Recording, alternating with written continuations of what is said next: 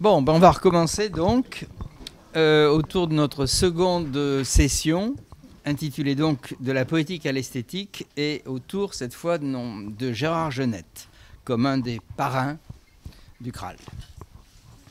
Donc vous entendrez successivement Jean-Marie Schaeffer, qui n'est pas très facile de présenter, mais disons, vous vous rappelez à quel point il a été le directeur du Kraal dans, je dirais, le moment le plus difficile que je peux considérer comme celui du passage à l'administration lourde. Si je compare ce qu'ont été les années où j'ai eu le plaisir de diriger le Kraal et ce qui lui est arrivé quand il a eu le devoir de le faire. De lui, je retiens avec plaisir 2 livres que j'ai particulièrement aimés. L'un parce qu'il est consacré à la photographie, qui s'appelle L'image précaire, et l'autre de la fiction, parce que la fiction est un problème qui m'a toujours touché de très près, parmi beaucoup d'autres livres. Et je signale que de plus en plus, il s'est orienté vers des perspectives, disons, du côté de la philosophie analytique et d'un certain type de cognitivisme. John Peer prendra ensuite la parole. Je suis un peu désolé de n'avoir si peu de choses à en dire parce que j'en sais trop peu, mais je sais qu'il est narratologue avant tout et que c'est s'il qualifie de façon générale. Et d'autre part, le plaisir d'introduire Marielle Massé, qui a écrit, à mes yeux, un très beau livre que j'aime particulièrement, qui est Façon de lire, manière d'être, et qui donc travaille essentiellement sur la littérature et, je suppose, à la fois la poétique et l'esthétique. Donc Jean-Marie, à toi. Bien, merci beaucoup, Raymond. Je suis un peu mal à l'aise parce que je ne sais pas très bien par quel bout prendre la chose. Avec Roland Barthes, c'était d'une certaine manière plus facile parce qu'il est devenu un mythe et voilà, un mythe, on en peut en parler. Soit en essayant de rappeler qu'il n'était pas un mythe quand nous étions jeunes, et donc essayer de le rapatrier dans la vie, soit au contraire de varier sur la mythologie. Pour Genette, d'abord pour moi c'est difficile parce que je le considère comme un ami avant tout, et quelqu'un de qui j'ai été proche depuis mes études doctorales, et donc quelqu'un qui aurait dû être ici s'il avait pu ou s'il avait voulu, et je ne sais pas ce qu'il penserait de ce que je vais dire. Mais je vais commencer par quelque chose qui est plus facile, puisqu'il a été question de l'école tout à l'heure plusieurs fois, et je crois que ce qui est important de rappeler, et Raymond tu l'as rappelé à propos de Barthes aussi, c'est l'importance que les figures, je ne sais pas si, je ne pense pas que Genette soit un parrain, mais les figures fondatrices du Kraal ont joué, c'était qu'une grande partie d'entre eux étaient enseignants à l'école et ont en partie formé nous autres qui sommes ici, et surtout ont formé beaucoup de gens qui ont essaimé loin du Kraal, qui sont devenus enseignants dans des lycées en partie, d'autres dans des universités. Il y a toujours eu beaucoup d'étudiants étrangers, et outre les livres, ce qui a, je pense, beaucoup contribué à l'essaimage des idées très différentes selon les personnes développées au sein du centre, c'était la présence très importante toujours de doctorants étrangers. Je pense que Jacques pourrait en témoigner beaucoup mieux que moi. Et je crois qu'il faut rappeler au point de départ cet aspect-là qui fait quand même aussi partie de l'héritage qu'ils nous ont laissé, c'est-à-dire cette volonté de continuer à former des chercheurs en le faisant de manière ouverte à la fois au niveau des orientations, des approches et des objets, et aussi en étant le plus possible ouvert au monde extérieur, et ça veut dire aussi au monde extérieur à la France, en accueillant des étudiants de partout. Et en les accueillant tous de la même façon. Donc pour revenir plus précisément à Genette, je pense qu'une chose qu'il n'a jamais été, c'est un maître. Il n'a jamais été un maître pour personne. Je crois que personne ne se réclame du genettisme ou de la pensée de Genette. Il n'a pas non plus été quelqu'un, je crois, qui a développé une pensée au sens d'une théorie qu'on pourrait accoler à son nom. Je vais dire quelques mots de la narratologie dans laquelle il a joué un rôle, effectivement, et continue à jouer un rôle un peu malgré lui, très central, mais la narratologie, du moins telle qu'il l'a concevée et telle qu'elle est pratiquée aujourd'hui, n'est pas une théorie. Donc je sais qu'elle a été utilisée comme une théorie dans l'enseignement secondaire, ou même elle est encore utilisée comme une théorie dans l'enseignement secondaire, mais ce n'était pas, je crois que ce n'était pas ce que Genatte avait en vue, et ce n'est pas non plus ce que la narratologie bien pratiquée est encore aujourd'hui.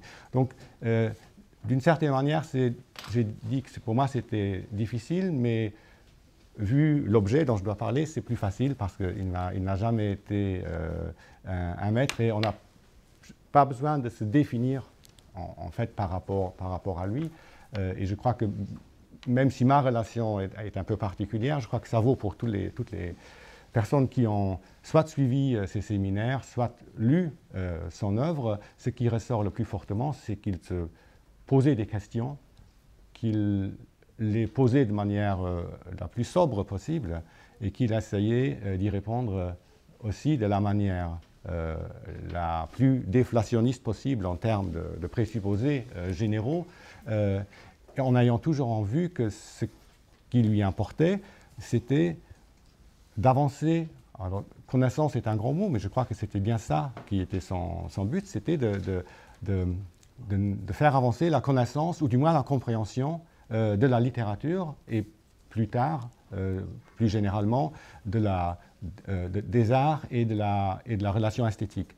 Mais sous un angle particulier, qui était, et c'est un mot sur lequel lui, il insistait beaucoup plus que sur le mot structural ou structuraliste, surtout pas, c'était la poétique. Je pense que si lui avait dû chercher un maître, mais je pense qu'il n'en avait pas besoin, et il aurait... c'était Aristote qui, pour lui, était quand même la grande figure, et au XXe siècle, quelqu'un qui n'était pas universitaire, c'était Valéry. Valéry jouait quand même un très grand rôle parce qu'il le prenait au sérieux dans ses... Et poéticien, pour lui, c'était s'intéresser à la littérature en tant que... presque considérer le littéraire comme des bricolages ou comme d'une manière artisanale, et c'était essayer de trouver comment ça fonctionnait, comment ça avait été construit, et comment ces manières de faire étaient en partie tout à fait singulières, mais en partie étaient empruntées à autrui, étaient changées, etc. Et les tableaux à double entrée n'avaient pas pour but de construire une grande théorie, mais étaient simplement des modèles locaux qui devaient permettre de rendre intelligible un nombre de faits très très différents, tout en restant conscient, et je crois que cela c'est son autre aspect, il était toujours resté conscient, et il reste toujours conscient du fait qu'un modèle, c'est un modèle, ce n'est pas la réalité, et donc ce n'est pas quelque chose qui va expliquer ce qu'est la littérature, mais c'est un outil qui peut être utile quand on se pose les bonnes questions pour cet outil. Et c'est exactement ce qui était pour lui, je pense, la narratologie. C'était cela, c'était un ensemble de catégories et d'outils qu'il avait, en quelque sorte, fait émerger de lecture. Je crois que Marielle, tu as parlé, ou d'autres aussi, du détail et de la nuance, et je pense que s'il avait une amitié teintée, et s'il a toujours une amitié, parce que je crois que pour lui, Barthes n'est pas mort d'une certaine manière, teintée d'admiration pour Roland Barthes, c'était à propos de cela. Il y avait quelque chose de commun qui portait sur la manière dont on se tenait face au texte ou face aux œuvres. Et il est vrai que Barthes s'est éloigné disons, de l'autre aspect qui était celui, eh bien, je vais essayer d'en retirer quelques moments d'intelligibilité que je peux garder éventuellement parce que ça peut m'être utile quand je lis d'autres textes. Et Genatte, ce qui caractérise au contraire sa trajectoire, en tout cas pour autant que moi je la vois, c'est quelque chose qui d'un point de départ X, n'a cessé de s'ouvrir. Il n'y a jamais eu de rupture, je crois. Il n'y a jamais eu de rupture. Je vais dire un seul mot du dernier Genette, qui est plutôt Frédéric, qui est l'écrivain au sens qui écrit autre chose. Mais dans l'évolution de ses recherches, il y a toujours la même impulsion. Donc cela veut dire qu'il a, je pense, vu ce qu'il a produit, bien choisi son point de départ, parce que tout dépendait, quand on fait ça, tout dépend du point de départ qu'on choisit. Et il a montré par l'exemple qu'on peut pratiquer l'analyse structurale, ou l'analyse faite dans l'esprit structural, mais qu'on peut le faire de telle manière que cela ne devient pas une doctrine, ou au contraire, qu'elle est capable de changer lorsqu'on change d'objet. Et qu'on doit introduire d'autres aspects quand on change d'objet. Il ne voyait pas la question entre structuralisme, par exemple, et pragmatique comme une question de doctrine. Je crois qu'il s'est intéressé à la dimension pragmatique de la littérature quand il s'est intéressé à des questions où cette dimension était centrale, notamment autour de la fiction, quand il a écrit. Et de même, je trouve que son usage des théories ou des conceptualisations, qu'elles soient linguistiques, littéraires, parce que c'était un grand lecteur de collègues, il lisait vraiment les collègues qui travaillaient dans le domaine des études littéraires, ou au moment de ses travaux sur l'esthétique des philosophes, il s'en servait essentiellement comme des outils. Et il s'en servait jusqu'au moment où cet outil ne fonctionnait plus, ou n'était plus nécessaire, ou devait être remplacé par autre chose, et il passait dans ce cas à autre chose. Donc pour moi, c'est un exemple, en tout cas pour ceux d'entre nous qui considèrent que nous sommes payés pour faire de la recherche et pour produire non pas de la science, mais quand même des connaissances ou un gain de compréhension des objets que nous étudions. Et si je devais retenir une chose, c'est bien cela, c'est le gain d'intelligibilité qu'il a apporté dans tous les domaines sur lesquels il s'est penché. John va parler de narratologie, donc je ne vais vraiment pas en dire grand-chose, sauf un mot. Quand même rappeler que de tout ce qui s'est fait au moment du moment structural, dans le domaine littéraire. Je laisse de côté l'anthropologie lévi-straussienne, qui est un tout autre problème, ou d'autres domaines. Mais dans le domaine littéraire, ce qui continue à être vivant aujourd'hui, c'est bien la narratologie, et je dirais plus précisément la narratologie genettienne, c'est-à-dire une narratologie non pas thématique, mais ce que justement on reprochait au structuralisme, une narratologie purement formale. Mais ce n'est pas une narratologie formaliste, c'est simplement une narratologie formale parce qu'elle s'intéresse à ces questions-là. S'il s'était intéressé à la signification des textes, il ne l'aurait pas fait en narratologue, mais il aurait essayé de trouver d'autres outils. Donc il n'y a jamais eu, je crois, chez lui, l'idée que ce à quoi je m'intéresse, cela définit la littérature. Non, je m'intéresse à cela parce qu'il y a des choses à comprendre qu'on ne comprend pas bien et je peux contribuer à une meilleure compréhension de cela. Et je crois que c'est pour cette raison que la narratologie a survécu à la critique du structuralisme. Il est vrai qu'en France, elle a eu un moment où il y avait du narratology bashing, mais je crois que c'était plutôt dû au fait que, à l'encontre de ce que Genette avait espéré, ça a souvent été pris justement comme un corpus de théories qu'on pouvait appliquer mécaniquement et voilà, qui s'est retrouvé notamment aussi dans l'enseignement secondaire déjà très très tôt. Mais lorsqu'on regarde justement la façon dont Discours du récit a été reçu à l'étranger et continue à être reçu à l'étranger, on voit que malgré tout ce que les uns ou les autres peuvent penser de tel ou tel parti pris de ces travaux ou malgré ce qu'on peut penser du question unilatérale de telle ou telle analyse, pratiquement tous les gens qui travaillent non pas dans la narratologie nécessairement, mais qui s'intéressent à l'analyse formelle de la construction des récits, eh bien, soit partent de Genette, soit tombent tôt ou tard sur des catégories centrales qu'il avait développées.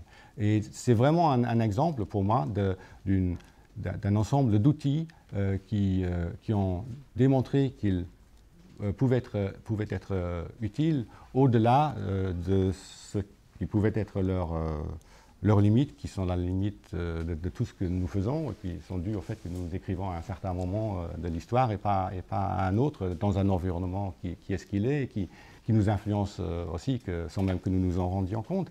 Mais il reste qu'il y a un objet qui est le récit, et il y a des façons de l'approcher qui fonctionnent mieux, qui nous permettent de comprendre mieux que d'autres. Et je pense que le succès actuel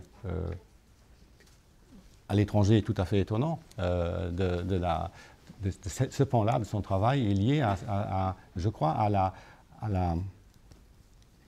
au type d'éthique épistémique qui était à la base de tout le travail qu'il a fait pendant qu'il enseignait et au-delà. Un mot bref sur une deuxième étape qui est qu'à partir de ce même questionnement, il a élargi loin au-delà de l'analyse formelle du texte, en s'intéressant aux relations entre les textes, aux relations entre le texte et ce qui est autour. Et c'est ces questions, je pense, qui l'ont amené peu à peu vers la question qu'il n'y a pas que des textes et des relations entre les textes, mais il y a bien le monde dans lequel les textes sont intégrés. Et c'est ce moment-là qui l'a amené à sortir du texte pour s'intéresser aux conditions pragmatiques, notamment d'abord, est-ce qu'il y a des conditions pragmatiques du littéraire comme tel? Donc il s'est beaucoup, pendant plusieurs années, creusé la tête à propos de cette question. Est-ce que les seules contraintes qui existent sont celles de la fiction, ou est-ce qu'on peut aussi trouver des contraintes qui sont relativement constantes dans l'histoire pour d'autres formes de littérature, ou plus généralement pour tout ce qui, pour lui, était l'autre versant, qui était la diction. Et là, pareillement, je pense que des livres comme Palimpseste ou Seuil, ce ne sont pas des théories, mais c'est des livres qui ont ouvert, je crois, des champs de recherche. Et beaucoup de gens continuent à travailler et à se poser ces questions-là, sans même peut-être parfois savoir d'où vient ce champ de recherche et qui l'a ouvert. Un mot peut-être pour finir sur la troisième période, si on veut, qui est l'esthétique, puisque ça part de la littérature à l'esthétique.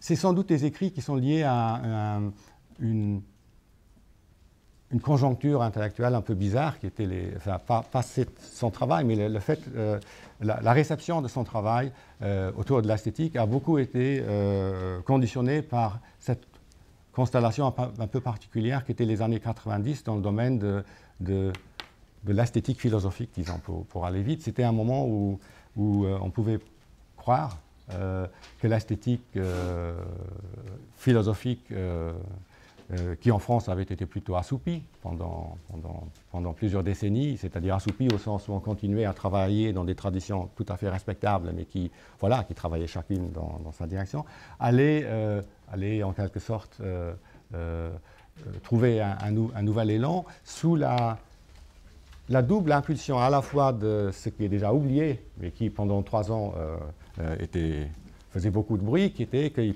paraissait qu'il y avait une crise de l'art contemporain et que donc il fallait parler de cette crise, et les journaux en ont parlé, les périodiques, même les collègues universitaires en parlaient pendant quelques années. Et une des idées était, eh bien, il faut retourner aux fondamentaux, et parmi ces fondamentaux, il y avait l'esthétique.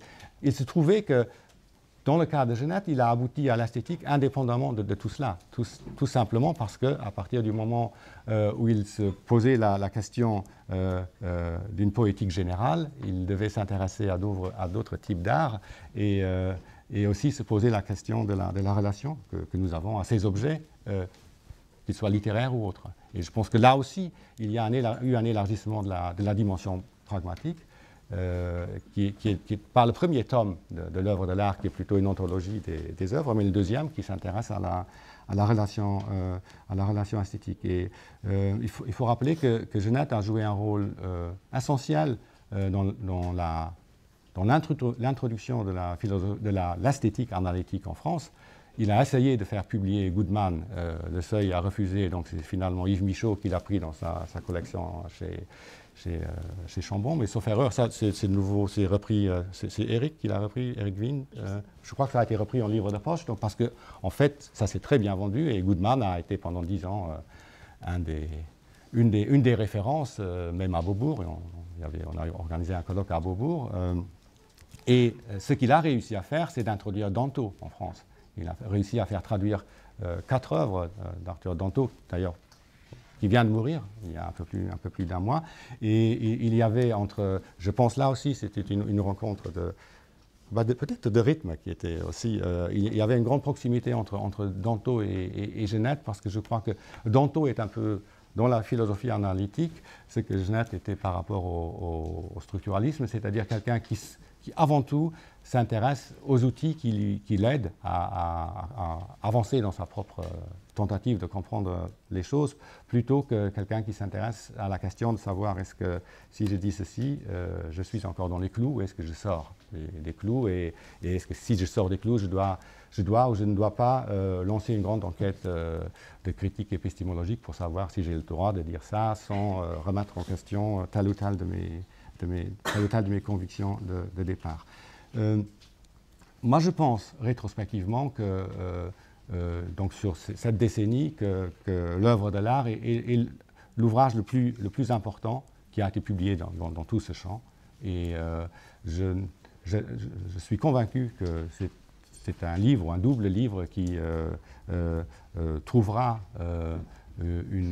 des lecteurs et une réception beaucoup plus forte qu'il ne l'a eu pendant cette décennie où il a été lu un peu dans un contexte qui n'était pas vraiment le sien. Je rappelle simplement que du fait du deuxième tome, la relation esthétique, qui est vraiment une pragmatique de la relation esthétique, il a été entraîné bien malgré lui dans la querelle, la dénonciation du subjectivisme en esthétique, parce qu'il avait tout simplement essayé de montrer que le jugement esthétique n'est pas un jugement objectal, mais un jugement relationnel, c'est-à-dire qu'il faut deux. Il faut un objet, mais il faut aussi une personne, et cette personne vient avec toutes ses préférences, toutes connues, enfin, dont peut-être qu'il ignore, avec tous ses biais, avec tout ce qui fait une personne, et qu'on ne peut pas soustraire la personne, dans sa singularité, de la question de l'appréciation de l'œuvre d'art. Je crois que le fait qu'on l'accuse de subjectivisme ne lui faisait ni chaud ni froid, et je pense qu'il avait bien raison. Il n'est pas le seul qui pense ça. Voilà, donc ça fait 3 Genettes, mais il y a un 4e Genette, bien sûr, dont je ne vais pas parler, parce que c'est plutôt le Genette Frédéric, c'est-à-dire ceux qui connaissent Genette savent qu'il y avait Gérard Genette, mais puis il y avait aussi Frédéric. Et Frédéric était toujours un peu présent dans ses livres, mais dans ce qu'il a fait après avoir décidé, plus ou moins, je pense plus ou moins, de ne plus avancer autant dans la recherche.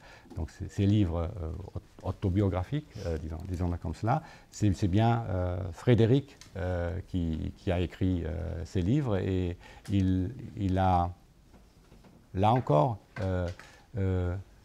écrivant cela, eh bien, il l'a écrit comme on écrit ces livres-là. Je crois qu'en les lisant, il n'y a rien de structuraliste dans ces livres-là, mais il y a bien la même personne que dans ses livres savants. On reconnaît plutôt dans l'inflexion de la voix, dans une certaine ironie, un humour un peu pince sans rire parfois, et le refus de toute lourdeur et de toute emphase, qui est sans doute ce qui caractérise l'ensemble de son écriture, et je crois aussi son attitude face à la vie. Voilà, c'est tout ce que moi j'avais à dire sur celui qui n'a jamais eu de responsabilité au CRAL, mais aucune, sur quelqu'un qui, du jour même de sa retraite, est parti, mais a continué à travailler, et qui, malgré tout, a joué, d'après moi, je pense que je ne suis pas le seul, un rôle central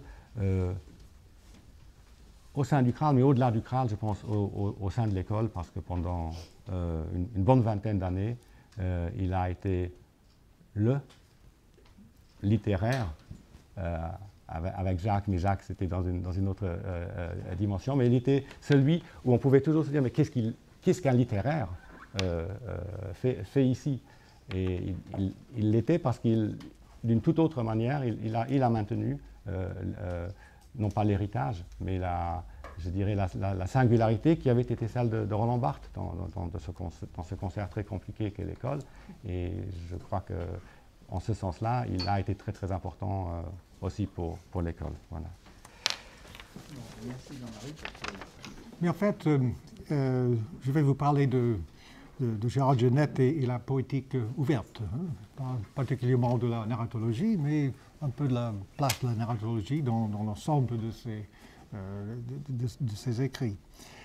Alors, dans un essai intitulé « Du texte à l'œuvre » datant de 1999, Gérard Genette, en faisant écho à un essai de Roland Barthes, de l'œuvre au texte, fait un parcours intellectuel de 50 ans d'activité de chercheur.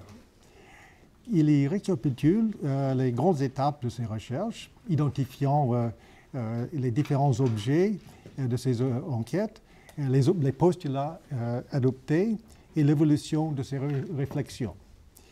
Il met l'accent sur ce qui, rétrospectivement, lui paraît comme le leitmotiv, d'abord implicite et ensuite assumé, qui, sous différentes manifestations, informe l'ensemble de sa production scientifique, l'immanence et la transcendance, les deux modes d'être de l'existence de l'œuvre d'art.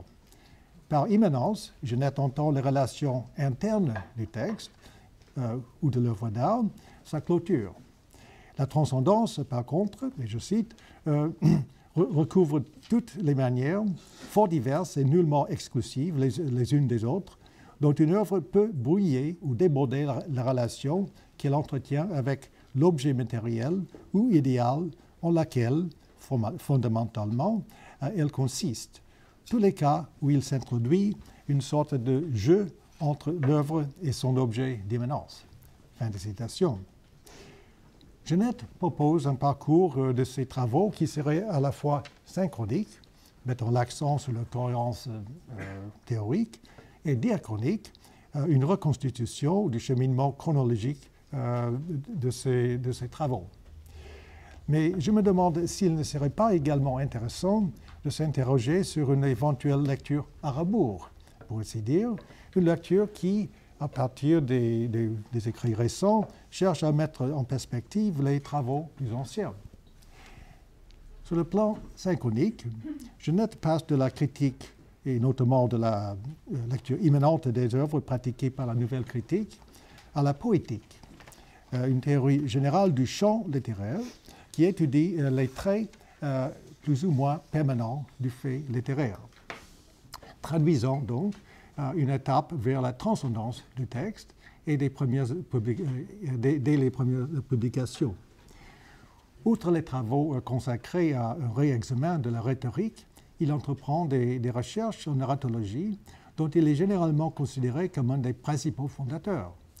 Mais pour ceux, et ils sont nombreux, qui ne connaissent pas ou peu les écrits de Genette depuis ses travaux en narratologie, son attitude vis-à-vis de cette pas discipline, mais cette pratique, disons, est certainement surprenante. Je cite, « J'entrais à reculons dans ce champ qui ne m'attirait pas spécialement, ayant toujours, jusqu'alors, et sans doute un peu au-delà, considéré la mécanique narrative comme la fonction la moins séduisante de la littérature, roman compris, comme en témoigne mon essai écrit en 1965 sur les silences de Flaubert, qui est une apologie des aspects non narratifs, voire antinarratifs, chez ce romancier paradoxal. » Fin de citation.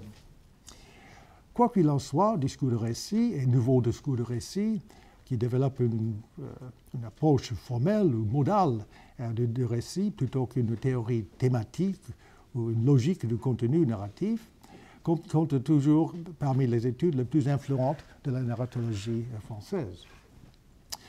Dans Mimologique, Voyage en Cratélie, 1976, Genette examine les différentes modalités de l'opposition entre le conventionnalisme et le mimologisme, opposition instaurée par Platon, qui reste de tout temps imprégnée dans la philosophie du langage et, sous la forme de l'arbitraire, de la motivation, dans la linguistique, mais qui se manifeste aussi dans le langage poétique. Dans l'histoire des pratiques littéraires, il se trouve même que le mimologisme constitue une sorte de genre méconnu, si bien que le langage poétique est à considérer comme un avatar, si fécond soit-il, du mythe cratylien. De cette façon, la réflexion sur l'idéalité, au sens husserlien, est abordée, et donc la question de la transcendance de l'œuvre d'art. Un nouveau chantier, dans ce que Christine Montalbetti, en référence à la poétique ouverte de Genette, qualifie de poétique tabulaire, mais qui se rapproche également du texte ouvert d'Umberto Eco, est ouverte avec Introduction à l'architecte, 1979. Une critique du système des genres dont les origines remontent à Aristote. Sans entrer dans les détails de cette analyse ici, je tiens à dire que c'est à partir de ce livre que la transcendance, je cite, la littérarité de la littérature, c'est-à-dire l'ensemble des catégories générales ou transcendantes, type de discours, mode de dénonciation, genre littéraire, etc., fin de citation, commence à s'imposer de façon claire. Le texte, dit Genette, ne m'intéresse que par sa transcendance transtextuelle, à savoir tout ce qui le met en relation, manifeste ou secrète, avec d'autres textes. Fin de citation. Cette phrase, reprise au début de Palimpseste, la littérature au second degré, 1982, sera déclinée en 5 degrés de transtextualité, allant du plus concret au plus abstrait. L'intertextualité, la paratextualité, la métatextualité, l'hypertextualité et l'architextualité. Palimpseste est consacré à l'étude de l'hypertextualité, ou les différentes formes de transformation des œuvres antérieures par les œuvres postérieures. Il sera suivi par Seuil, le livre Seuil, 1987, une étude du paratexte. Les préfaces, les dédicaces, les titres, les intertitres, les notes, etc. Ce par quoi un texte se fait livre et se propose comme tel à ses lecteurs, et plus généralement au public. L'enquête portant sur le paratexte constitue une étape importante dans le parcours de Genette, dans la mesure où le statut ontologique de l'œuvre littéraire et de l'œuvre d'art au sens large devient une question centrale. Je cite, « Le rapport entre l'œuvre elle-même et les occurrences de sa manifestation, c'est-à-dire l'idéalité, une forme de transcendance de l'œuvre par rapport à ses diverses matérialisations. La paratextualité, qui caractérise comme le versant le plus socialisé de la pratique littéraire, est considérée comme l'un des lieux privilégiés de la dimension pragmatique de l'œuvre, c'est-à-dire son action sur le lecteur. Elle est donc proche de ce que les philosophes de langage, notamment Austin et Searle, appellent la force illocutoire. Ensuite, Fiction et Diction, 1991, qui représente, aux yeux de Genette, un livre de transition décisif vers les deux ouvrages consacrés à l'esthétique, traite du récit fictionnel et du récit factuel. Mais il distingue aussi deux régimes de littérarité. D'une part, un régime constitutif, une catégorie d'appartenance générique ou formelle qui est indépendante de tout jugement. Un roman est un roman, un poème est un poème, etc. Et d'autre part, un régime conditionnel qui dépend de l'attention esthétique et donc de la subjectivité de l'auteur, exemplifiée notamment par le style. C'est à la lumière des livres de l'esthétique que Genette, rétrospectivement, observe que les deux régimes de littérarité, le constitutif et le conditionnel, illustrent respectivement deux conceptions de l'œuvre d'art délimitées par Nelson Goodman. L'une essentialiste, qui pose la question « qu'est-ce que l'art ?» et qui concerne l'existence de l'art, et l'autre conditionnaliste, qui pose la question « quand y a-t-il l'art ?» et qui concerne l'action de l'art. Alors, dans ce vol très rapide des travaux de Genette, qui se propose de retracer quelques étapes dans l'évolution de la poétique ouverte de l'immanence vers la transcendance, je ne chercherai pas à présenter les éléments de l'esthétique de Genette.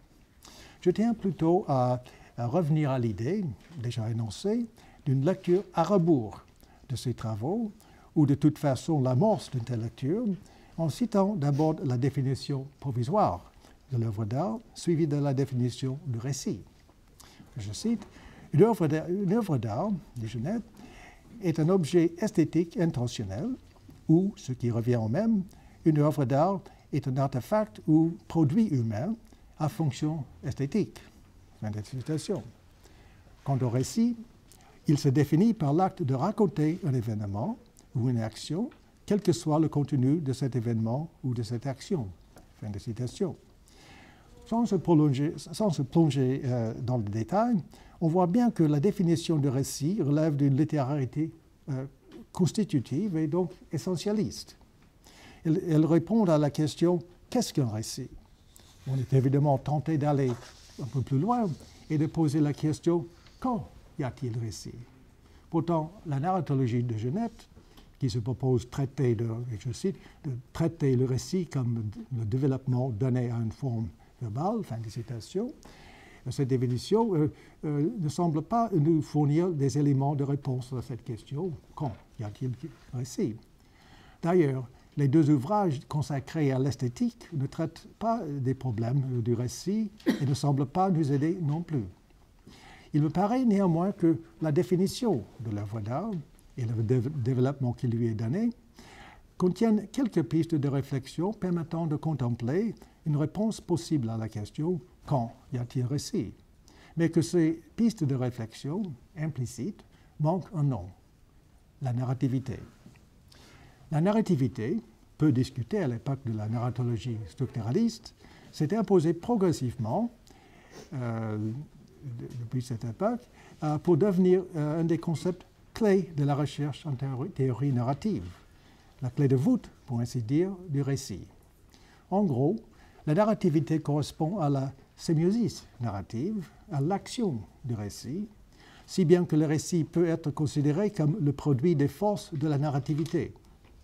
Cette ligne de réflexion n'est pas poursuivie dans les deux ouvrages sur l'esthétique de Genette, mais elle y est implicite dans la mesure où le régime conditionnel de la littérarité, celui de l'action exercée par les discours, coïncide avec les forces dynamiques qui caractérisent la narrativité.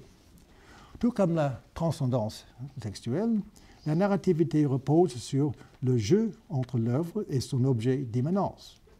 Dans le contexte de la poétique ouverte de Genette, la narrativité est un concept susceptible de remplir une fonction cruciale dans la théorie des récits et donc de jouer un rôle dans l'aventure sémiologique barthésienne à laquelle Genette rend un hommage.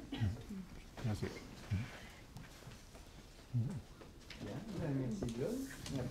Mon propos sera très général parce que Gérard Genette n'est pas mon maître, Frédéric est mon ami.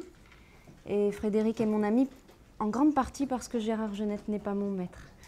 On partage une série de goûts et disons, de décisions, d'attitudes à l'égard de la littérature qui s'exemplifient beaucoup dans ses premiers articles critiques et dans ses textes autobiographiques, mais qui expliquent aussi l'espèce d'irritation qu'il a parfois devant ses propres œuvres et au fond le peu de désir qu'il a qu'on hérite de lui comme auteur d'un corpus de propositions théoriques telles que tu l'as dit.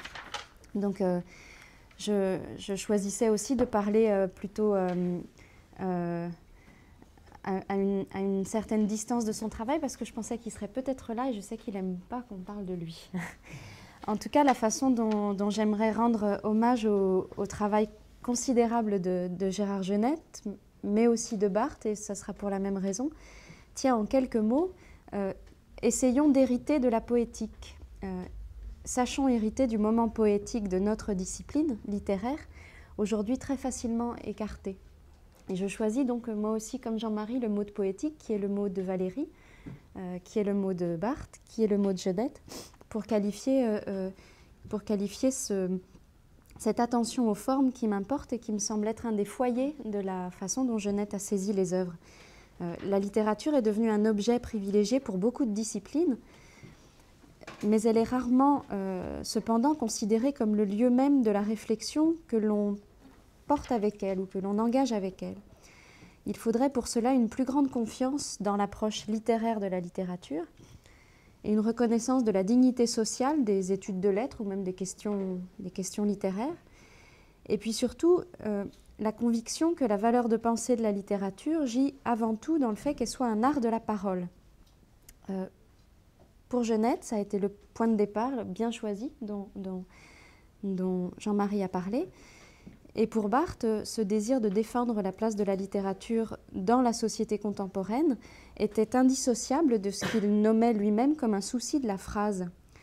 La littérature n'est plus soutenue par les élites, posait-il déjà en 1979, et ce qui a disparu avec ce soutien, poursuivait Barthes, c'est justement la phrase. Cette invention littéraire, cette expérience par laquelle la littérature nous fait éprouver et étendre nos propres possibilités de langage. Il ajoutait que la littérature, à ce titre, était pour lui un codex de nuances. Et je reviens à ce goût du singulier, qui était le moteur de l'entrée de Genette en littérature et qui est celui du régime d'écriture qu'il a choisi récemment. Je suis désolée de parler avec cette difficulté de rhume. Alors, redonner l'initiative à la littérature dans l'attention portée à la littérature, jusque dans ses enjeux institutionnels, c'est sans doute en effet accepter vraiment de la comprendre comme un art de la parole, un engagement de forme de langage, et refuser de séparer une action littéraire de la précision de ses phrases. La littérature est un art de la parole. On dirait que cette proposition, pourtant très ordinaire, ne produit jamais vraiment ses effets, notamment ses effets institutionnels. Parce qu'en pratique, chacun est renvoyé à ses affaires. Les littéraires, et il est significatif qu'il n'y ait pas vraiment de nom pour nous désigner, les littéraires, sont renvoyés aux soucis du texte. Et puis, les spécialistes de sciences sociales ou de pensée en général, renvoyés, mais c'est moins punitif, disons, à la capacité de la littérature à agir, à la capacité de la littérature à produire des effets sur l'époque, sur les individus, sur la pensée ou sur le monde social. De ce point de vue, les formes et l'attention à la langue sont souvent tenues pour des dimensions de la littérature, des dimensions qui interviennent par-dessus le marché et l'attention qu'on leur porte est souvent remise à un plus tard. Ah, bien sûr, tout cela est dit en langue et il faudrait l'étudier, mais cette tâche n'est jamais prise en charge en tant que telle. Je crois que ce ne sont pas là des dimensions dont on pourrait rendre compte, dont les littéraires auraient à rendre compte hors de la puissance pragmatique des œuvres, en dissociant la façon dont les œuvres touchent au monde au sujet et à la vie, de l'engagement des œuvres dans des formes, je crois précisément que ces formes sont la ressource par laquelle les œuvres exercent leur puissance pratique. C'est dans les formes que les œuvres exercent leur puissance. Ce n'est pas par les formes qu'elles exercent leur puissance, comme si la forme était un véhicule de ce que les œuvres ont à faire dans le monde. C'est dans les formes. Alors, est-ce que c'est là revenir quelques décennies en arrière que de dire ça et réclamer que l'on regarde la littérature comme une pratique autoréférentielle qui serait intéressée avant tout à elle-même, à ses procédés ou à sa possibilité? Je ne crois pas du tout, parce que l'attention aux formes de la parole engage aussi les formes de la vie. Autant de figures littéraires, autant de phrasés de l'existence et de modalités de la vie humaine. C'est un des aspects de la transcendance qui a intéressé Genette. Si l'expérience littéraire est inséparable des manières de dire, on peut espérer que l'étude de la littérature enseigne que la vie aussi est inséparable de ses formes, des manières d'être et des manières de faire, voire qu'elle se décide en elle. Et j'étais vraiment contente de la façon dont Francesca a relevé le mot posé par Jacques de décision. Je le reprends dans un tout autre sens. Mais le regard que la critique porte sur l'art littéraire participerait alors d'une disposition plus vaste, celle qui consiste à penser réellement le comment de la vie. Le tournant auquel on a assisté ces dernières années a redonné à la littérature une place de premier plan dans la réflexion générale sur la vie humaine. Et je pense pouvoir dire que nous, les littéraires, on est trois à cette table, nous nous sommes vus enseigner et restituer la portée et même la signification profonde de notre objet par les philosophes, par les sociologues, par les historiens. Enfin, pour ma génération, ce sont les philosophes, les sociologues et les historiens qui nous ont donné le sens même de notre objet. Ça sera peut-être un point de débat important. Mais cet intérêt des sciences humaines pour la littérature a aussi décidé puissamment de ce qui, dans le fait littéraire, est porteur d'effets moraux, d'enjeux sociaux ou de puissance de pensée. Plusieurs orientations ont accompagné en effet ce tournant. D'abord, le recentrement des corpus sur le récit de fiction, autrement dit sur le roman, en tant qu'il constitue un art des mœurs et un art du temps, parce que ce sont avant tout les intrigues, et pas les phrases, qui sont porteuses des enjeux qui intéressent la réflexion morale. L'intrigue, dans sa dynamique temporelle, dans sa pertinence existentielle, dans son degré de détail, est devenue le support d'une réflexion éthique, même expérimentale, parce qu'elle saisit bien notamment les situations de conflit, les situations de dilemme ou de choix. Mais ce choix presque exclusif du genre romanesque et a fortiori du moment réaliste de l'histoire du roman, avec les valeurs que ce moment a pu fonder, laisse dans l'ombre des pans entiers de la pratique littéraire et tend à annuler l'importance pour l'existence, pour l'histoire et pour la morale aussi, de ce que Genette a appelé les genres de la diction, et qu'il préfère au roman d'ailleurs. Et c'est notamment toute la poésie qui passe au second plan, dans l'exposition sociale de la littérature, comme si par nature elle n'engageait pas, ou en tout cas pas avec la même intensité que les récits, l'aventure individuelle, sociale ou collective. Et puis l'autre orientation majeure qui a accompagné ce tournant éthique, et qui est directement liée à la première, c'est l'abandon de la perspective poétique, disons de façon ordinaire, c'est-à-dire justement d'une prise en compte de la littérature comme art du langage. Pardon. Ça ne me fait pas pleurer, mais ça m'embête quand même. Pour les spécialistes de littérature que nous sommes, cela correspond à une difficulté, moi je l'ai ressenti fortement pour mon propre travail, à hériter du passé immédiat de leur discipline, c'est-à-dire à hériter du moment poétique, comme s'il y avait une contradiction plus ou moins forte entre le souci de la forme et l'intérêt pour la façon dont la littérature touche au monde, aux vies, aux valeurs. Et cet abandon relatif d'une prise en compte de l'art littéraire est sans doute lié au fait que la littérature est surtout conçue pour l'éthique comme un réservoir de cas, comme un matériau pour la pensée, aux dépens de la question de la prise en charge, en parole, de la vérité, c'est-à-dire aux dépens du comment, des façons de dire. Au lieu de prélever des échantillons de situations, on pourrait s'intéresser à la façon dont les œuvres sont les actrices de processus poétiques qui sont eux-mêmes des décisions morales. qui sont autant de formes d'inscription au sens kantien de la vie morale. Parce que ça n'est tout simplement pas le même contenu de pensée qui peut se présenter sous la forme d'une aventure, d'un pamphlet, d'un dialogue, d'une figure, d'une assertion, d'un commandement. La modalité du dire est ici la morale elle-même. Une compréhension de la littérature ne peut en effet négliger d'articuler les enjeux pratiques des œuvres à leur nature linguistique. Et là, pour moi, ça consiste aussi à me donner une sorte de devoir à venir, de mieux, elle était là tout à l'heure, de mieux partager nos objets avec les spécialistes de linguistique. Je pensais à Marion Carrel. Alors, qu'est-ce que ça veut dire de refuser de séparer les enjeux pratiques des œuvres et leur nature linguistique? Il ne s'agit pas de proclamer une séparation statutaire de la langue littéraire, comme si la littérature était une question de précaré ou de luxe. Plus simplement, il s'agit de souligner que les contenus d'expérience engagés par les œuvres sont institués par des formes, et je le dis une fois de plus, pas seulement véhiculés par elles. Cet intérêt pour les formes est aussi, on l'a déjà dit plusieurs fois, un intérêt pour les singularités, et pour ce codex de nuances dont je parlais au tout début. Il me semble que c'était le sens là aussi de l'entrée dans la démarche critique de Genette, des singularités, la poésie baroque, la figure du vertige dans la poésie baroque, etc. Donc un intérêt pour les singularités, une conviction de l'insubstituabilité des manières de dire, qui sont toujours telles ou telles. Et de ce point de vue, peut-être que l'attention à la littérature encourage les sciences humaines à convertir l'échelle de leur attention, de leur pratique, en se plaçant vraiment au plan des formes particulières, des manières de dire prises une à une, celle-ci et pas celle-là. Donc c'est vers la question de l'inscription des formes de l'expérience morale, de l'expérience politique, de cette inscription donc des formes de l'expérience dans la parole, c'est-à-dire des inventions morales de la langue elle-même, que l'on peut alors se tourner. On pourrait par exemple croiser une histoire du sujet moderne avec l'aventure de la poésie lyrique, ça nous éloignerait un moment du privilège du roman.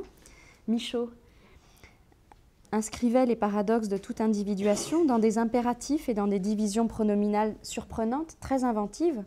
Dans Poteau d'angle, par exemple, un des derniers recueils, « Ne laisse pas toi te gagner », ne laisse pas toi te gagner, va suffisamment loin en toi pour que ton style ne puisse plus suivre, harmonise tes détériorations. Autant d'exemples de la façon dont des formes grammaticales sont porteuses en tant que telles de modes de subjectivation, de modes relationnels, comme le disait Foucault, et plus précisément les inventent, les instituent, élargissant d'un coup la grammaire du sujet à coup d'événements et de trouvailles syntaxiques. C'est là ce que Valéry appelait des manœuvres de langage, quand il soulignait que la syntaxe est une faculté de l'âme. Alors c'est peut-être à cette sensibilité, à ce qu'engagent les formes du dire, prises une à une, qu'on peut aujourd'hui essayer de se rendre attentif. C'est peut-être cette sensibilité aux formes qu'on peut aujourd'hui encourager ou essayer de transmettre. Ça n'est pas facile dans un établissement voué aux sciences sociales, c'est-à-dire aussi un certain rapport à la généralité et un certain rapport à l'usage de la parole. L'insistance donc pour une véritable prise en compte de la littérature comme art du langage, qui ne soit pas une simple précaution et où les missions et les compétences disciplinaires seraient renvoyées dos à dos. À moi le texte, à vous la vie. Non, à nous aussi la vie. Insistance aussi pour attirer patiemment le travail des sciences humaines sur le terrain des singularités littéraires qui engagent rien moins que des formes d'expérience. La littérature affirmerait peut-être ainsi sa nécessité pour la compréhension des formalités de la pratique, qui sont en fait l'objet profond des sciences humaines, ses usages, ses manières de faire. On parlait du livre d'Yvonne Verdier, façon de dire, façon de faire tout à l'heure. Ses usages, ses manières de faire, ses savoirs, ses gestes ou ses rythmes, toujours tel ou tel, où se décide une vie. C'est l'objet des sciences humaines, on pourrait dire c'est l'engagement de la littérature qui se fait et de la littérature telle qu'on a envie de la prendre comme guide. Barthes appelait ça des formes subtiles de genre de vie, et c'est bien ce qu'enseigne l'enseignement de la littérature. Le fait que toute existence soit d'emblée engagée dans une forme, d'emblée engagée par ces formes. Alors, pour moi, la constance avec laquelle Barthes a tenu à la phrase et la constance avec laquelle Genette a tenu à exercer une pensée de la discrimination formelle peuvent aussi, paradoxalement, parce qu'on a vraiment l'habitude de les considérer comme contradictoires, ces positions à l'égard de la littérature, peuvent en fait donner de l'eau à ce moulin éthique, à ce tournant éthique qu'a pris le regard porté sur la littérature récemment. Donc c'est à cet héritage de la poétique maintenant, précisément ici, que j'aimerais donner ma conclusion. Donc, écoute, merci. En partant de Genette, tu as fini par tracer un programme qui est à la fois celui de ton travail et celui que tu souhaites d'une certaine façon crâne. Oui. Moi, je voudrais juste rajouter une petite chose à propos de Genette, qui a été un petit peu effleurée par Jean-Marie, mais pas de façon assez suffisante, qui est la façon dont le quatrième Genette, le Frédéric, au fond, nous oblige à mieux comprendre les paradoxes des trois précédents. Au sens où il y avait chez Genette, j'exagère exprès, je dirais une dimension borgesienne explicite de destruction de la construction qu'il était en train d'élaborer en permanence, avec un humour assez ravageur. Et je dirais que là où Barthes, par exemple, montrait de la transgression ou de la dispersion, il y avait chez Genette une profonde perversion de l'usage des catégories qu'il accumulait comme à plaisir, en laissant toujours une ligne de fuite par laquelle elles ne pouvaient jamais coïncider avec elles-mêmes. J'avais été très frappé quand j'avais fait un compte-rendu de l'introduction à l'architecte, que j'avais travaillé tout en détail, d'être arrivé à être obligé de dire que les niveaux ne coïncidaient pas, qu'il y avait toujours quelque chose qui ne marchait pas dans la machine, dans la façon dont c'était construit, déconstruit, etc.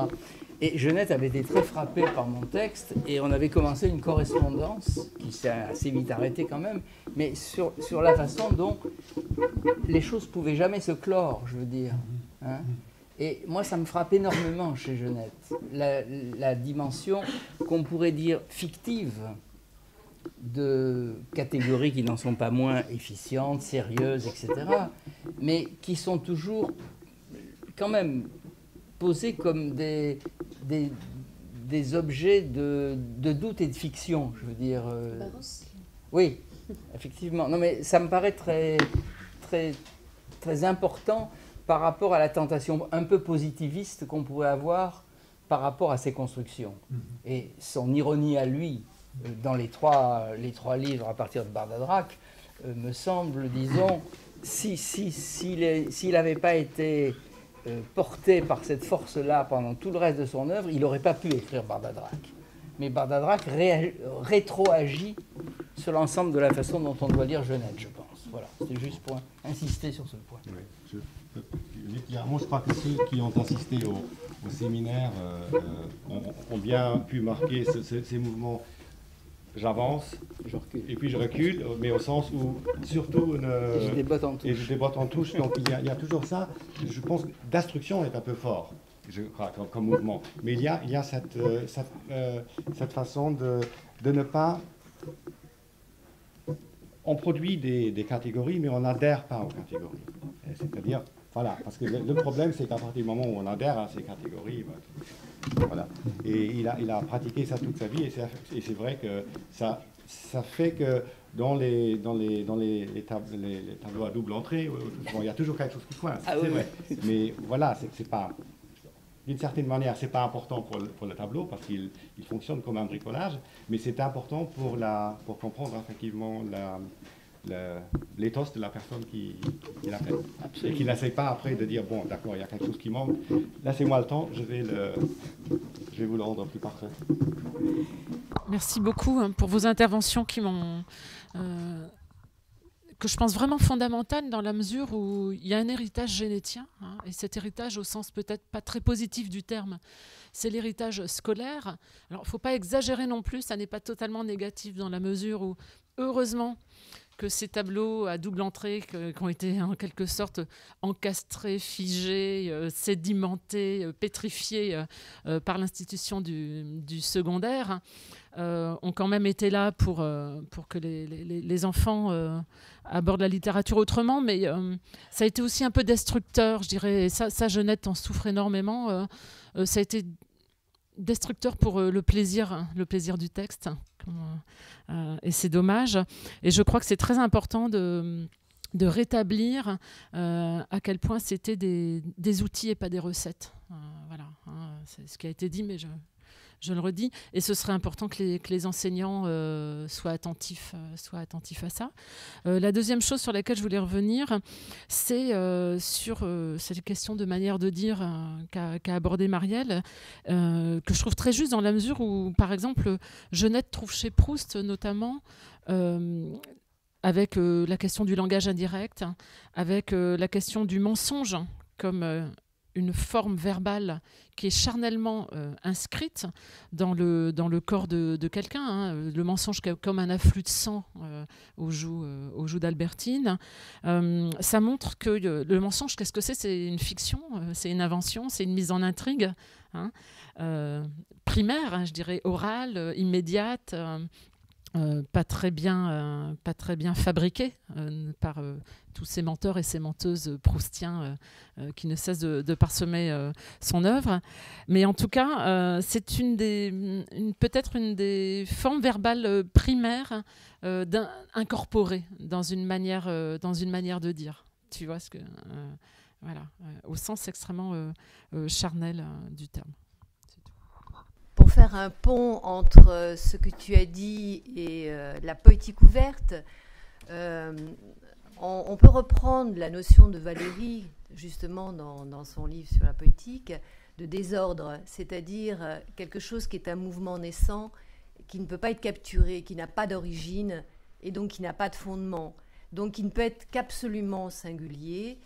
Et la notion même de poétique ouverte, à la limite, est une insistance, à la limite d'une redondance, parce que la poétique est toujours ouverte. Elle est toujours naissance, elle est toujours incapturable. C'est ce que reprendra Lyotard aussi dans la notion d'enfance.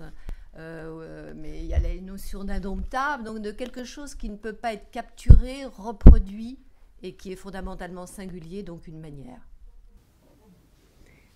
Valéry disait quand même que deux choses menacent le monde, l'ordre et le désordre. Il a quand même largement insisté sur le désordre comme mouvement naissant et comme acte sur la germination, de parole. sur l'individuation. Oui. Mais disons toujours pour insister sur la nécessité dans laquelle on est de faire aussi avec ces codes, avec ces catégories qui produisent de l'intelligibilité. Mais j'inclinais du côté du désordre pour rebondir sur la manière. Oui.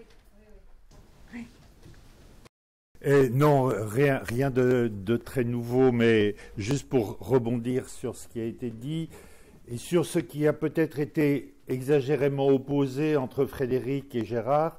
Dès le départ, mais Raymond l'a très bien dit, dès le départ, ce qui caractérise Jeunette, c'est un humour exercé sur soi-même et sur son propre travail. Et je me rappelle, il y a eu un fameux numéro de l'Arc sur Lévi-Strauss, dans lequel Jeunette fait un article sur le bricolage.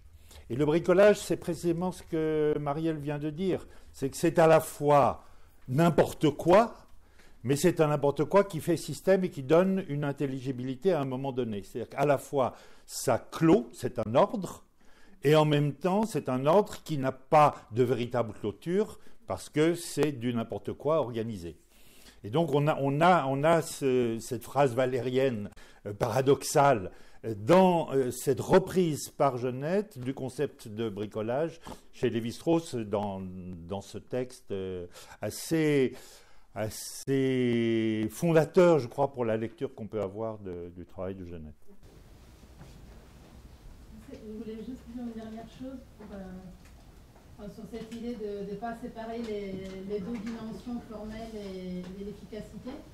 C'est que justement, j'ai l'impression que chez Genette, tout l'intérêt pour la rhétorique et pour la figure en particulier parle un peu de cette tension, parce que je me souviens que c'est à travers ces textes-là que je m'étais intéressée à la question de la figure.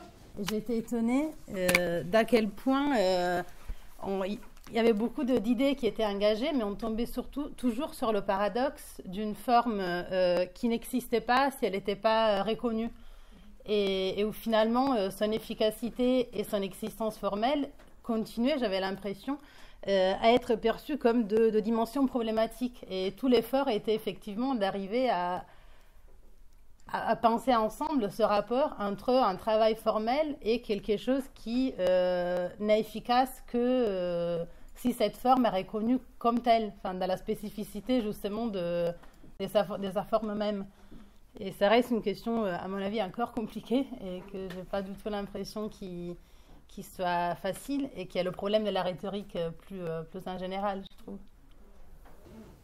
C'est aussi le problème, par exemple, du débat avec la sociologie de la valeur littéraire de Bourdieu, qui a posé qu'il ne dissociait pas l'interne de l'externe, mais qui en pratique remettait à plus tard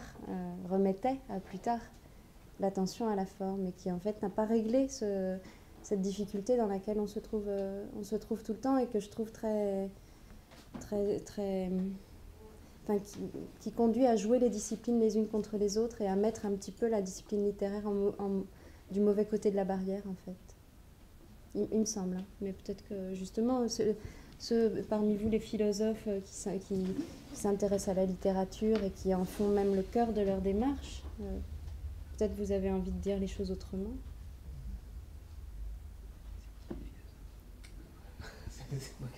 Pascal Angèle, Barbara Carnevali. Mais si vous n'avez pas envie d'en parler. Je ne vois pas trop pourquoi le fait de s'intéresser, comme vous l'avez dit, à des contenus éthiques. Je suppose que vous faites allusion à un courant qui est illustré par des auteurs comme Martha Nussbaum, par exemple, oui, c'est ça. Conduit à mettre entre parenthèses la forme. Parce que c'est le cas. Il me semble que... Parce que c'est le cas dans ces travaux. Non, pas tous les travaux qui font ça. Bon, par ailleurs, il y a quand même bien un passage obligé dans l'étude d'œuvre du point de vue de ce qu'elles sont supposées dire, dans laquelle on extrait quand même en effet quelque chose comme des thèses, des exemples et ainsi de suite. Donc la question qu'on peut se poser, c'est en effet si cette démarche est complètement incompatible avec celle d'une analyse des formes. Pas du tout, me semble-t-il. Non, bah c'est ce que je voudrais dire. Elle ne l'est pas, et c'est justement l'instanciation des formes de la moralité qui serait le point commun, l'horizon commun. Mais ce qui me frappe, c'est l'abandon réel, enfin, permanent de cette dimension phrastique, formelle, figurale, narrative. Il n'en est pas du tout question dans les travaux de Martha Nussbaum ou de Sandra Logier, pas du tout. Marielle, est-ce que je peux faire une petite intervention en complément de ce que vient de dire Pascal et à l'appui de ce que vient de dire Pascal? Moi, je pense que ce serait une erreur de prendre un objet comme la littérature et de penser qu'une seule approche serait la bonne et qu'il faudrait, face à la multiplicité des approches, réduire forcément à une bonne approche. C'est pas parce qu'un auteur s'intéresse plutôt à la dimension formelle ou à la dimension éthique ou à n'importe quoi d'autre qu'il prétend épuiser l'objet, j'espère, ou alors c'est que c'est vraiment un Mais ce que j'ai essayé de dire, c'est que c'est pas une dimension.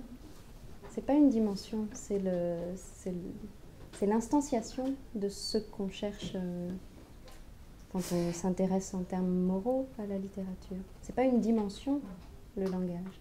C'est pas une dimension de la littérature. Alors, on se comprend pas bien, mais ce que j'essaye de dire, c'est que je trouve que l'intérêt d'un laboratoire comme le CRAL, et on le voit bien aujourd'hui, c'est justement d'autoriser des entrées extrêmement hétérogènes dans les mêmes objets et de montrer que toutes ces entrées peuvent être légitimes à condition de les mener de façon rigoureuse et cohérente, mais qu'elles ne sont pas exclusives les unes des autres. Et justement, tu as fait allusion à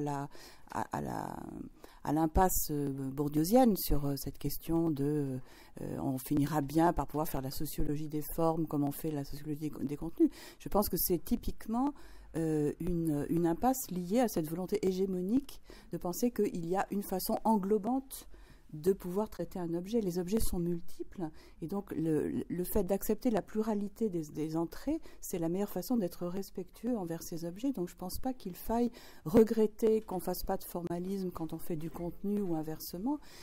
Tout ça est possible et c'est simplement la qualité de chacun des travaux et leur cohérence qui donne la mesure de leur intérêt et pas du tout la volonté d'épuiser un objet. De toute façon, l'objet littéraire est tellement multiforme comme tous les objets du monde social que je ne vois pas comment une perspective pourrait l'épuiser.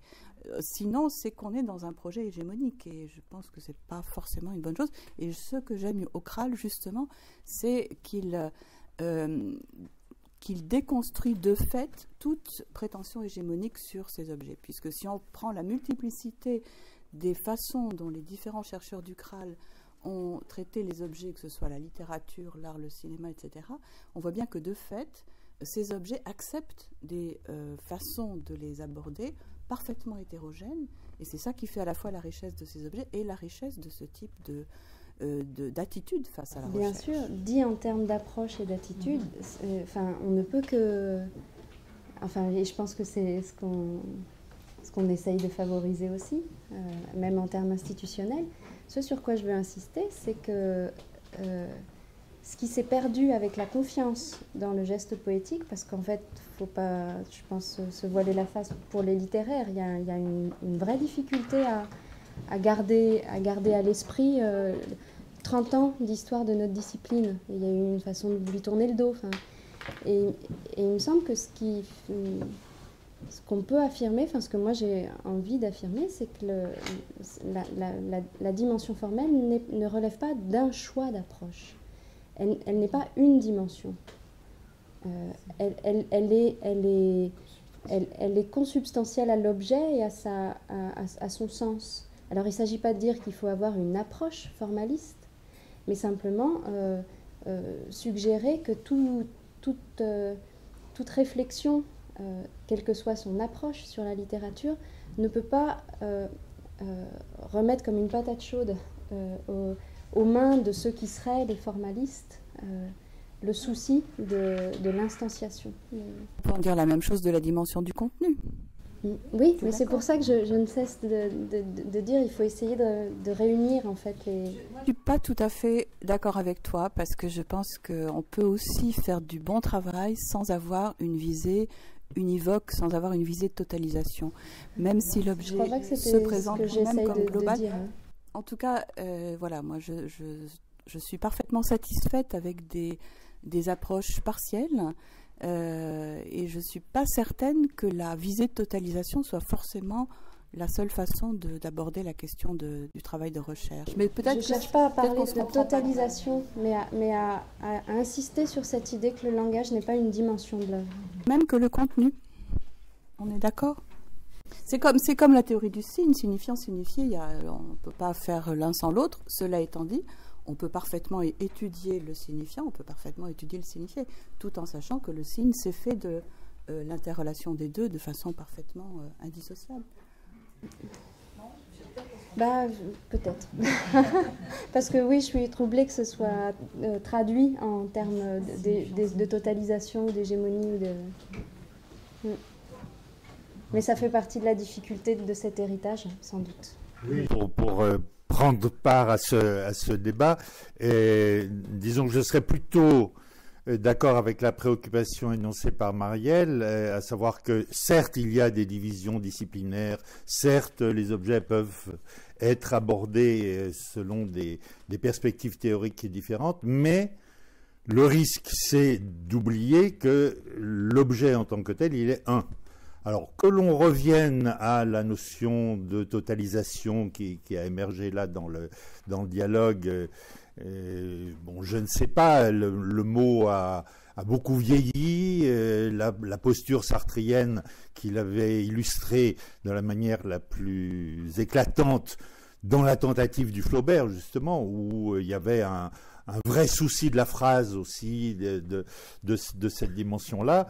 Moi, ça reste un livre mal foutu, mais extrêmement intéressant et important comme volonté de ne pas, justement, sectionner l'objet dans ses dimensions. Donc moi, je serais assez d'accord avec ce refus de la dimension, qui est une manière de remettre à plus tard la considération véritable de ce qu'est l'objet dans cette complexité. Et d'une certaine façon, pour renouer avec la préoccupation institutionnelle dont Nathalie faisait mention, il faut rappeler quand même que le CRAL, c'est communication. Et que Communication, c'était une revue, enfin c'est une revue qui mélangeait, qui accueillait l'ensemble des dites dimensions et essayait de produire une totalisation à l'intérieur de l'objet. Puis ensuite, il y a eu, d'une certaine façon, sectorisation. La poétique est devenue une revue. Voilà, il y a une difficulté à retourner à une préoccupation, sinon totalisante, en tout cas, qui essaye de prendre l'objet dans sa complexité. Il n'y a pas d'autre mot que le mot complexité, je crois, à ce stade. Et ce que suggère Nathalie, c'est qu'il faut être plusieurs pour totaliser, en fait. Mais ce que moi j'aimerais ajouter à ça, c'est qu'il faut être plusieurs qui ne sont pas chacun renvoyés à ses affaires pour totaliser. Mais je suis content que Jacques ait évoqué le Flaubert de Sartre. Oui, j'étais exactement en train d'y penser au moment où tu l'as dit. Qui est un livre impossible. À l'exemple même que ce livre un peu fou contient toujours. Oui, c'est difficile tout ça. Je pense difficile d'intégrer le singulier dans la science. On l'a vu avec Barthes tout à l'heure, hein, comment intégrer le singulier dans la mathésis. Moi, pour avoir travaillé avec une sociologue en littérature, je peux vous dire que dans une très très grande entente, mais dans une entente où on a dû lâcher des morceaux en permanence. Alors, Corps défendant, c'est un livre que j'ai écrit avec Christine Détré. C'est moi et c'est pas moi. J'ai dû, en tant que littéraire, dans une certaine souffrance parfois, abandonner justement le cœur qui était la forme, parce qu'on voulait créer un discours aussi sur le groupe. Donc, on est bien obligé en sociologie à un moment d'essayer de voir ce que des singularités ont en commun, et donc, d'une certaine manière, malheureusement, d'abandonner un peu de temps en temps ce qui fait le particulier. Donc, c'est le problème de l'interdisciplinarité, mais une fois qu'on le sait, je dirais que ça pose moins de problème, déjà. La deuxième chose, je dirais que c'est vrai que c'est très dur de dire du contenu sur de la forme qui est du sens, en quelque sorte, et que le terme de totalisation, comme Marielle, moi, me heurte un peu, mais je crois que on pourrait revenir à des notions plus merleau-pontiennes. Désolée, je reviens à lui en permanence, mais qui est l'entrelac, l'enroulement, ça me semble absolument pas dépassé. L'idée, la question de l'idée sensible chez Merleau-Ponty, dans les dernières pages du Visible et l'Invisible, quand il dit que l'invisible est la doublure du visible, mais pas au sens... déjà, il dit doublure de feuillet, recto verso, déjà, il n'est pas content de ces métaphores, tu vois, il cherche justement pour dire cette indissociabilité dont tu parles, ce fait que le sens est, comment dire, il est dépendant, il est indissociable de sa manifestation, il est dans le mouvement d'émergence, dans le rythme, toi tu dirais, d'émergence. Voilà, bon. C'est compliqué à mettre en œuvre quand on veut travailler sur plusieurs disciplines en même temps, mais c'est possible, sans doute, quoi.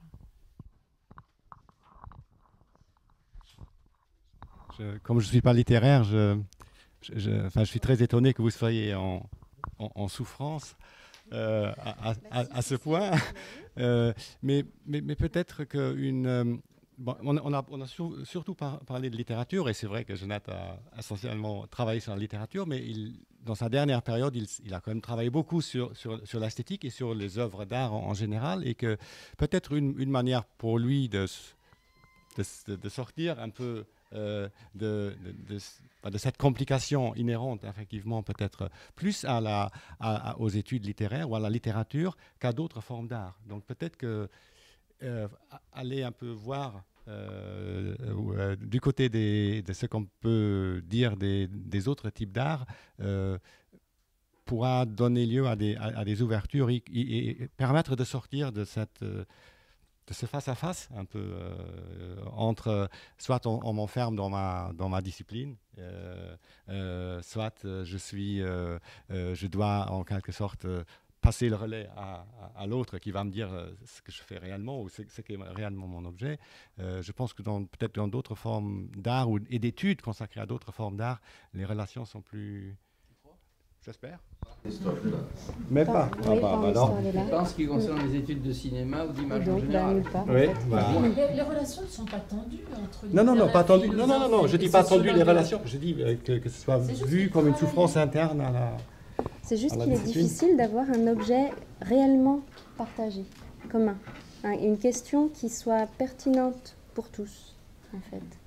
Oui, il y a plutôt un partage des tâches. En fait. Je pense que ça peut être que des rencontres. On ne peut pas, d'entrée de jeu, décider qu'on a un objet partagé. Souffrons-là, de fait. Ouais. Bah, c'est pas grave. Je pense à la sociologie de la lecture, qui est un très grand pan de la sociologie, un très beau pan de la sociologie, mais qui gagnerait à être abordé aussi avec les littéraires et vice-versa. Qui n'ont parfois pas assez lu la sociologie de la lecture. Et pas assez lu la sociologie en général.